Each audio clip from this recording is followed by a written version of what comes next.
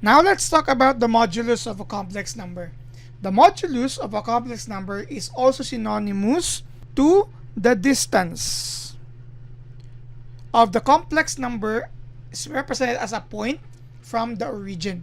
So this means that we're just going to use a similar formula for our distance.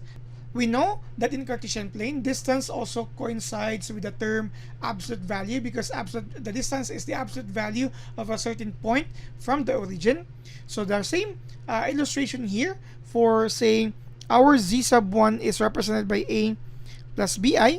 So our the modulus of z sub 1, which is the modulus of a plus bi, using this notation, again, just like absolute value notation, is equal to the square root of the square of your real part and added to the square of the real number coefficient of your imaginary part, or your imaginary coefficient. Okay, so this is how we compute the modulus of a complex number. So notice that there is no I here because we are just taking the imaginary coefficient and taking the square of that.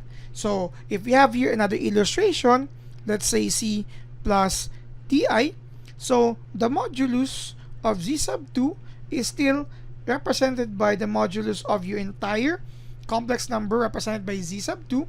This is actually the square root of c squared plus d squared. Okay, so this is how we compute our modulus. In the next video, we're going to illustrate the modulus of specific complex numbers using these illustrations or formula. Thank you very much for watching.